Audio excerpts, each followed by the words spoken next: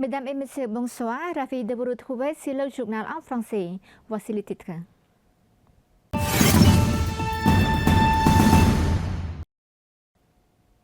Dans l'après-midi du 12 mars 2025, Samdech Mohamed Thepday Hun Manet, Premier ministre du Royaume du Cambodge, a rencontré une audience à l'Automtio Christina Guivaja Santopoulos, nouvelle ambassadrice de Finlande auprès du Royaume du Cambodge, basée à Bangkok, pour une visite de courtoisie et de discuter du travail.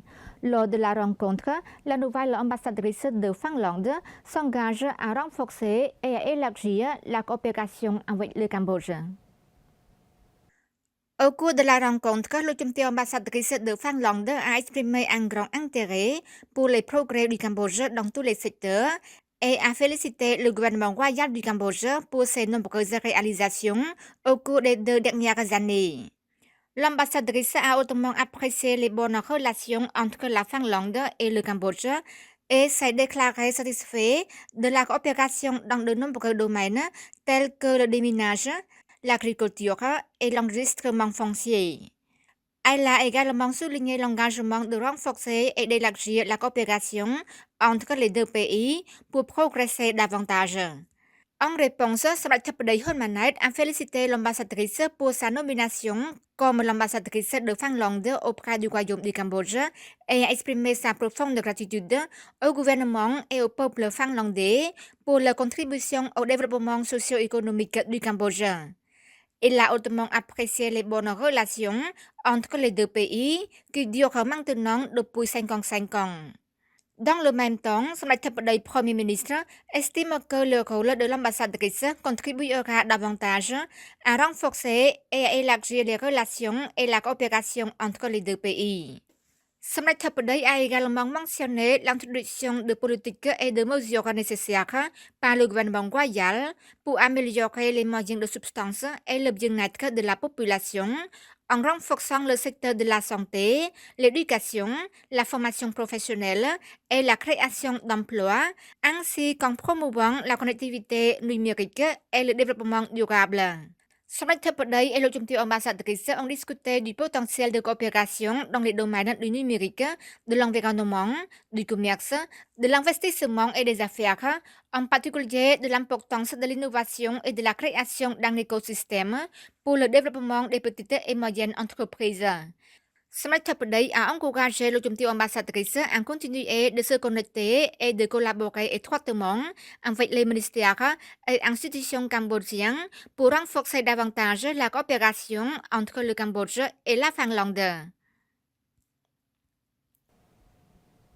Le vice-premier ministre Net Savươn appelle les institutions et autorités concernées à répondre conjointement à la situation sécuritaire mondiale liée à la drogue. S'exprimant lors de la cérémonie d'ouverture de la réunion annuelle sur les résultats des travaux 2024 et l'orientation des travaux 2025 de l'Autorité nationale de lutte contre la drogue, le matin du 12 mars 2025, au ministère de l'Intérieur, Son Excellence Sontek Bandit Net Savươn, vice-premier ministre et président de l'Autorité nationale de lutte contre la drogue, a déclaré que le problème de la drogue était devenu un sujet brûlant, non seulement pour le Cambodge, mais aussi un ennemi féroce pour tous les pays du monde. Face à l'insécurité mondiale, les groupes criminels ont saisi l'occasion pour accroître leurs activités de production, de distribution, de commerce et de circulation, en particulier dans les régions du Triangle d'Or et du Croissant d'Or. Son Excellence le vice-premier ministre a souligné que pour répondre à ce problème complexe, le gouvernement royal du Cambodge s'est toujours appuyé sur un principe fort, à savoir la lutte contre la drogue comme priorité absolue, et a mis en place toutes sortes de politiques et de stratégies pour répondre à temps à tous les problèmes. En outre, Samdech Thepday Premier ministre Hun Manet a lancé une stratégie efficace et de prendre des mesures strictes contre tous les fonctionnaires et les forces armées impliqués dans la consommation de drogue qui doivent être démis de leurs fonctions sans exception dans le but de promouvoir la bonne gouvernance, la propreté et une application exemplaire de la loi. Son Excellence Santé Bandit Netsavun a appelé les institutions et les autorités compétentes à travailler ensemble pour relever conjointement les défis liés à la drogue dans l'esprit de la révision, dans l'esprit de la vision de s'unir pour une vie et une communauté sans drogue. Son Excellence Santé Bandit Netsavun a appelé les institutions et les autorités compétentes à travailler ensemble pour relever conjointement les défis liés à la drogue dans l'esprit et la vision de s'unir pour une vie et une communauté sans drogue. Son Excellence Ankemandit Sapija Onpomnirat a présidé la 23e réunion de l'autorité des services financiers non bancaires, premier mandat. Son Excellence Ankemandit Sapija Onpomnirat, vice-premier ministre, ministre de l'économie et des finances et président du conseil de l'autorité des services financiers non bancaires, a dirigé la 23e réunion du conseil de l'autorité des services financiers non bancaires, premier mandat. La réunion a 3 autres du jour.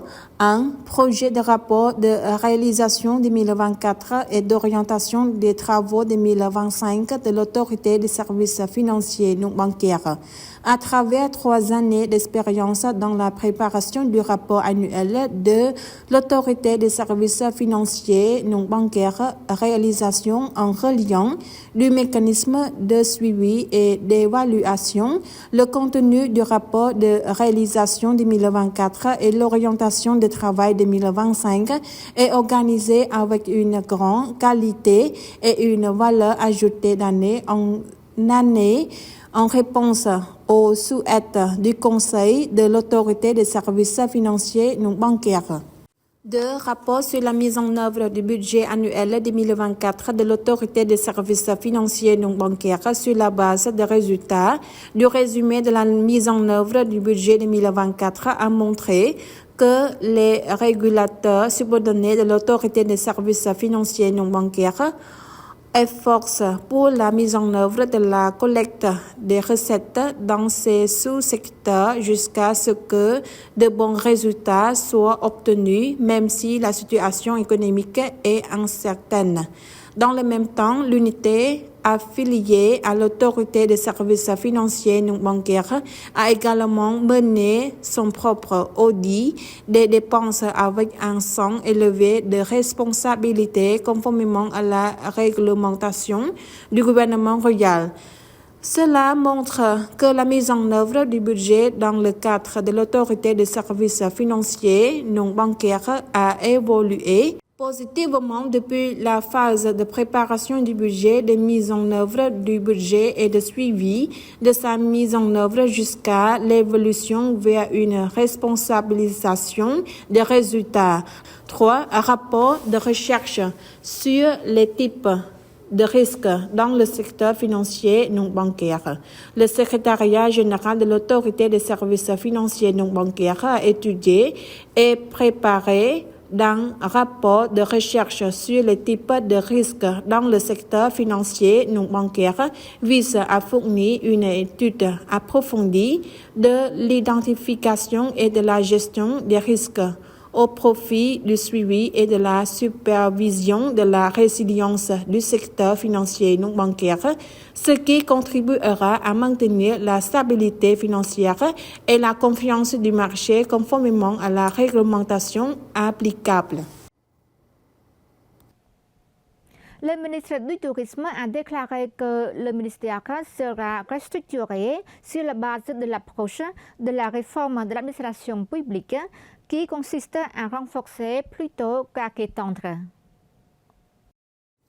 Son Excellence Hut Ha, ministre du Tourisme, a déclaré qu'après avoir examiné l'analyse des fonctions et des structures, le ministère réorganisera la structure sur la base de l'approche de la réforme de l'administration publique qui consiste à renforcer plutôt qu'à étendre. Le ministre a fait cette déclaration lors d'un séminaire sur l'examen et l'analyse des fonctions et de la structure du ministère du Tourisme, présidé par Son Excellence Honmani, vice-premier ministre et ministre de la fonction publique. Son Excellence le ministre a poursuivi, conformément aux instructions du gouvernement royal, le ministère du Tourisme a collaboré avec le secrétariat général pour examiner, analyser les fonctions et la structure et mettre à jour à la structure et les données des fonctionnaires du ministère du Tourisme. En conséquence, le ministère a défini 3 fonctions principales. 1. Gérer le secteur du tourisme. 2. Diriger et coordonner le développement du tourisme. Et 3. Fournir des services généraux de soutien au tourisme et identifier 18 fonctions de soutien et 32 fonctions spécialisées.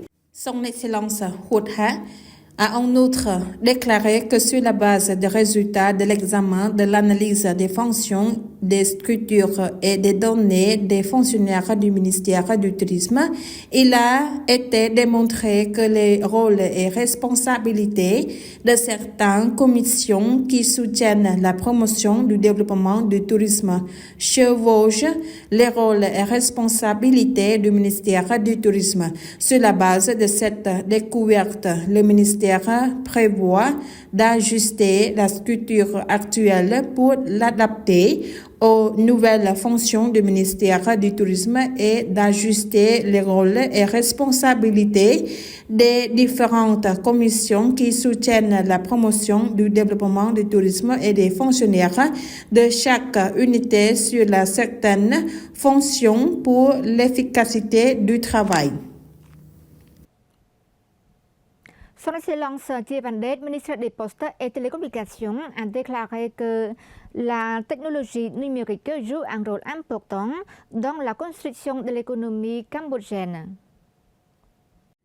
Le programme Technovation Girl Cambodia X Future Digital Talent 2025 est un programme de formation et de compétition en technologie numérique et entrepreneuriat de 12 semaines destinées à tous les élèves du primaire au lycée à l'échelle nationale âgés de 8 à 18 ans visant à former les élèves aux nouvelles connaissances technologiques, à la résolution des problèmes et à favoriser la créativité et l'entrepreneuriat. Ce programme jouera un rôle actif dans la contribution au développement du capital humain numérique au Cambodge, conformément à la stratégie du Pentagone de phase 1 du gouvernement royal. Son Excellence Thierry Van-Dijk a qualifié l'importance de ce programme en soulignant que la croissance rapide de la technologie numérique dans les tendances internationales et le rôle important de la technologie numérique dans la contribution au développement économique du Cambodge. Parallèlement à cette croissance rapide, le gouvernement royal a lancé diverses politiques pour soutenir le développement de l'économie et de la société numérique et lancer les bases de la réalisation de la vision 2050 du Cambodge.